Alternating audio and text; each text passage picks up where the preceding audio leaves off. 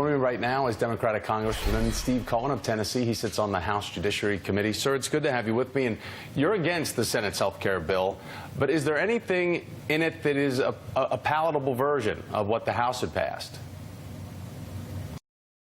Well, what the House passed was unpalatable, too, so it's hard to say, palatable version. It didn't make it much better. It's kind of like a death part 2.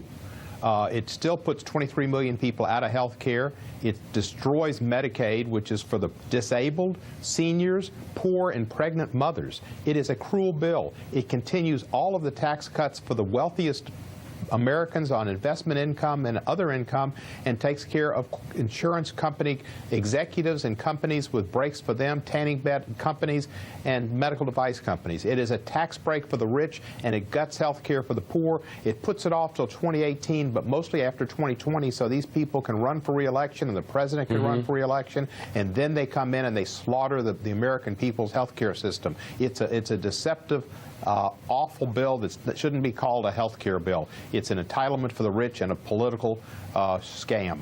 Meanwhile, reading in the Times Free Press, it's very palatable. As we think about, though, Tennessee and the people of your home state, reading in the Times Free Press, talking about 95 counties will have only one insurance provider offering individual health insurance plans under the health care exchange markets next year. The Tennessee Department of Commerce is saying that there will only be one insurance provider left coming up by 2018. Meanwhile, Oscar Health Insurance, this is a New York-based company founded by Joshua Kushner and others, which is the brother of Jared Kushner, is swooping in to Tennessee. Explain what you're hearing about how these deals could be shaping up based on interests of this White House and those associated with it, family members looking to make money off of this in Trump care.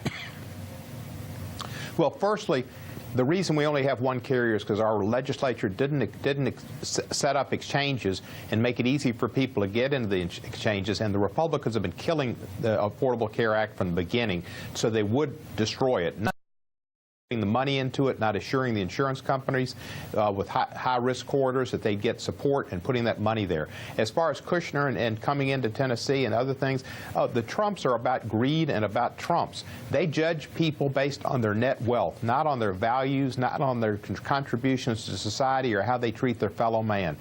Donald Trump and his family want to move up and up and up on the list of richest people in the world, and don't think for a second that he doesn't look every day at who's staying at Trump Hotel in Washington, and the Saudi government spent $274 million there, $274,000 there, and then he goes to Saudi Arabia as his first foreign visit.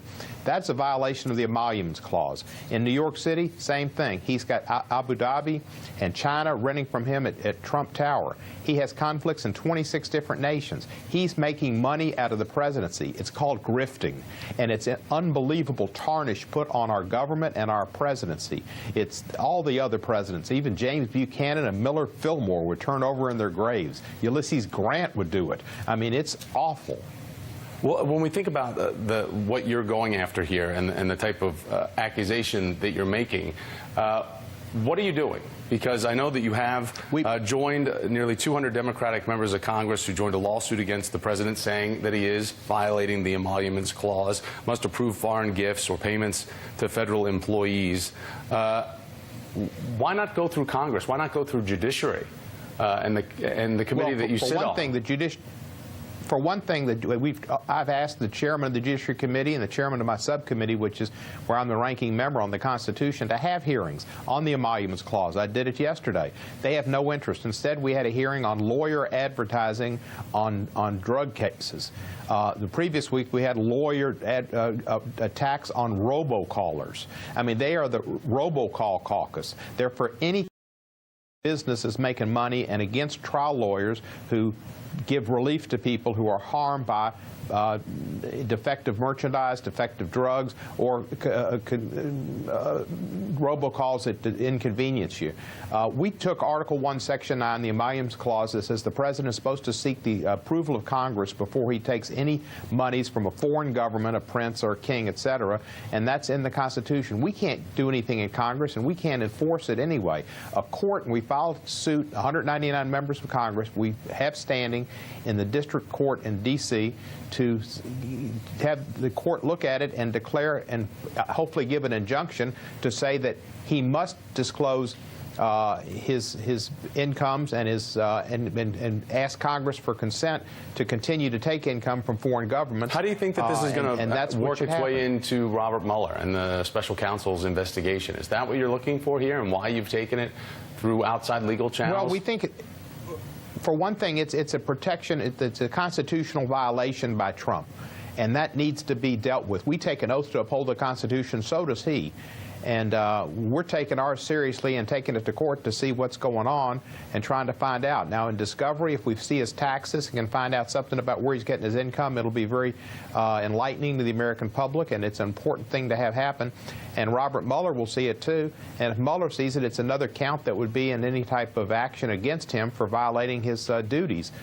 Besides possible obstruction of justice, Emoluments Clause violation would be another.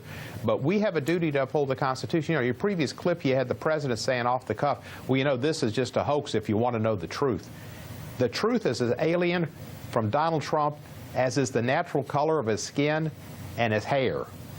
Well, you know, I think that there are ways to talk about the president instead of personal attacks on his physical appearance. I don't think that you probably want to get pegged. Look, talking about physical appearance, hey, look, it's just the truth. Glass houses, we're all in them, Congressman. But let's talk about the Obama administration. I'm natural. This is me. This is me. I'm not curling it over, and I'm not putting on suntan lotion. Hey, look, we don't know what the routine is of the president, but you can make your assumptions as you want.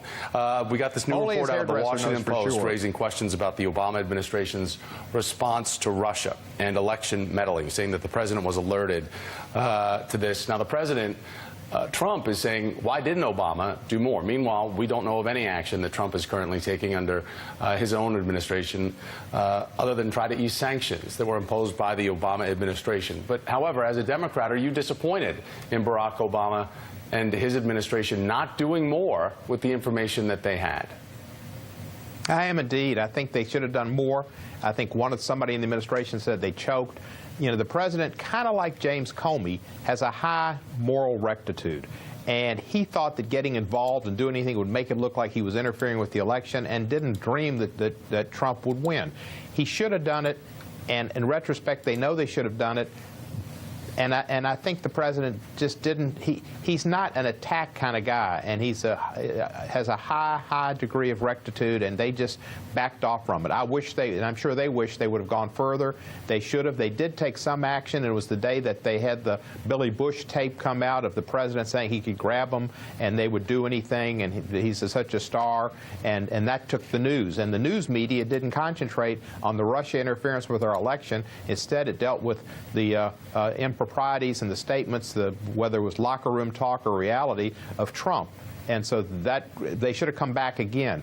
But, yeah, I'm disappointed with what they did, and I think there were quite a few times that the administration didn't go as far as they should have. Well, the media reported on it, sir. We certainly reported on Jay Johnson. We reported on all other stuff. It is not up to the media to actually impose sanctions, to fight back through the NSA, through the CIA, through the FBI, through the White House. We can't do that. We reported the news. Oh, you reported Jay Johnson yesterday, but back on the Billy Bush day, it wasn't Jay Johnson, and that was all the Jay media. Johnson. It's not we MSNBC. had Jay Johnson. We had that information earlier that day. We had all those assessments being reported, but we can't impose sanctions. I'm not what do you argue expect with the you media? about the news. No. But what do you expect the media press to do in retrospect of the fact that we did report it when it's up to the administration to actually push back to fight for the country? We can't do that. We report the information. I agree that the president could have done more and done earlier. He did impose sanctions. He did put the Russians out. Trump wants to give the Russians their property back, and he wants to see that the sanctions are removed. But as far as the media, you look at the percentage of news you ran about the Winnebago conversation with Billy Bush versus Jay Johnson, and I bet you it's 100 to 1. Congressman Steve Cohen of Tennessee. Thank you, sir. Good to have you on.